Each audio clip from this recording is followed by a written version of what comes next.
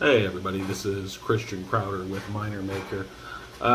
It's been some time since I've put out an upload and had any kind of discussion, so wanted to put this together and catch you guys all up on what's been happening. Been very busy, a lot has unfolded, a lot has taken place, mostly positive. It's had its share of struggles though. Right now working on a couple 5 megawatt facilities that we're deploying in short order here, and like shifting much more towards the ASIC realm, but continuing to hang on to GPU mining as well as render farming. So staying very busy. Part of the reason I haven't been able to do as many videos as I'd like to is I just so slammed with getting the actual work done. But it's all coming together. I had a moment, and it's a little over the 1 year anniversary of a pretty wild event that I wasn't really ready and wasn't really sure if I was gonna talk about it or mention it at all. But it's been enough time that, and I think it's important enough. And I get advice and people asking questions all the time about crypto mining and power setups and things that you should do. And it was weighing on my mind quite a bit that perhaps my experience could save some heartache and pain for people who are in similar shoes as I was, which is bootstrapping and building a lot of your own equipment. And there's the reality that needs to be addressed is that this is a pretty the amount of power you're dealing with often in these installations, it goes well beyond even what a residential electrician would generally deal with. We're dealing with huge amounts of power, and there's a lot of room for accidents and errors, as happened to me. So I was to take you, I guess I'll just take you through play by play my experience first, and then talk more from there. So about a year ago today, September 2nd or 3rd, I was working on a panel like I'd done hundreds of times before, and I was running a wire through the top of it, and it actually didn't even touch anything wrong somehow. The conditions were right, and I was working on a hot panel. Idiotic, stupid thing, never should have done it. But hindsight's 2020. Here we are. But as I was running the wire through the top of the panel, an arc jumped from the top of the bus bar to the wire in my hand. It exploded in an arc flash, which fried off my entire face and both arms. You can kind of see it's not a tan line there. That is actually where my entire arm fried off, as well as palm of my hand, my entire face, my neck. This arm, actually, I had to get this one grafted up. Most of my forearm has been grafted now with the skin off of my left thigh. So, it was quite an event, to say the least. I wound up being conscious through the whole thing, and unfortunately, and it might not be interesting to some of you to hear the actual details of what the process is like going through recovery on an incident like that. But, I think it's worth saying, and I think it's worth people knowing the risks you are taking when you are dealing with electricity, when you're dealing with mining installations of this size. So I do want to talk a little bit about it. So immediately, essentially, I was on fire, and I hit the ground. Just large splash. It was like a flashbang hit at me. I couldn't see anything. My vision was all white every way I looked. Basically on fire, pain everywhere. Easily the most painful thing I've ever felt in my life. One of my guys was actually at the site with me, heard and saw me go down, and grabbed me by the hand, by the shoulder really, and led me out of there because I couldn't see anything. Slowly, my vision came to me, and I could see maybe a foot in front of me. So I was very relieved. This was about maybe a couple minutes after the flashbang subsided, and I could actually see something, just really blurry, messed up vision. But yeah, I was looking at my arms, and just the skin was just completely cooked and fried off, and like hair, a lot of it, eyebrows gone, what little facial hair gone. So hopped in, my buddy got his van there, threw me in the back of it, and away we went to the hospital. It took about 5 doses of Dilaudid till I noticed any reduction in the pain.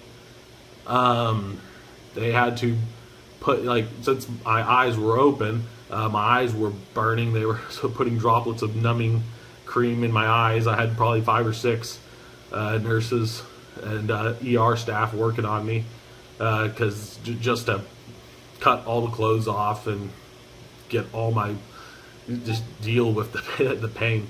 So it was pretty outrageously painful, to say the least. So got dropped off at the first hospital, needed to go to a burn care facility for an extended time. From there, it was about I was in the hospital for about 2 weeks, and every day they would start, when I first got there, started off the day by, pretty much everything had been fried off, so they had to basically scrape up the edges of my arm and then just rip the whole thing off like a glove that went up to my forearms on both arms. And it was at that point that the pain was, my brain couldn't quite process how much it hurt. It was like a million razor blades being dug into my arms, and so it was kind of like my brain couldn't process it anymore. I actually kind of broke out in manic laughter because it was just so unbelievably, unbearably painful. The nurse commented, "Is this guy insane?" And I was like, "Oh, at this moment, it's not my best day, but it is what it is." So the whole face swelled shut. Couldn't see for about 3-4 days. Learned to learned to be able to recognize people by the sound of their voice and the weight of their step a lot better, which was kind of fun. Played a game of what nurse is this? How tall are they? How heavy are they? I could typically guess. I wouldn't ask them the weight part, but I'd ask them like, all right, you're like 5'2". Yeah, I had to keep myself entertained somehow. But 2 weeks afterwards, got out of the hospital. Actually, was still on pain meds. Had my brother helping me out, so I had wonderful family members. A couple of my family members are physicians, and so they let me into their house. I stayed there. They changed out my bandages every day. Definitely got me out of the hospital sooner that way. And it was 3 days after the hospital, or getting out of the hospital, that my brother's wedding occurred on the opposite side of the country. I live in Oklahoma. He's in Virginia. So flew out there in time for the wedding and was able to give the best man speech. And didn't look terrible, all things considered, where I started with. It was, as you can tell, a pretty dramatically fast healing process, at least on the face. Arms, obviously, it was a different story. It took much longer for that to heal, and even longer for the where they took the skin off my leg to heal. Anyway, all of this is to say that take seriously what you're dealing with if you're in this mining business. Because I know a lot of us, you're like me, you got started building rigs, and one rig became 2, became 5. And all of a sudden, you maxed out your power at your house, and so you were quickly faced with a decision of, all right, am I going to go hire an electrician to do this? Am I going to learn this myself? And, do I just keep scaling this thing, keep building it out? I myself, after that moment, very quickly decided, I'm only ever hiring electricians and engineers from this point on. Turns out electricians are a lot cheaper than surgeons. I didn't know, but it turns out I can show you the receipts. It's true. But right now, moving forward, my perception and the way I do things is very different. I approach these projects from a much more corporate aspect, and it was I had time to sit back and think, alone with my thoughts about how I wanted to take the company forward. Now it's a formal company with several partners. It has many different investors involved, and so it was definitely a learning process of, okay, how do I go forward from here, and how do I structure things differently? How do I do things differently? This isn't a bootstrap organization anymore. This is something where really it cannot live or die based on if I do something, if some accident like that happens.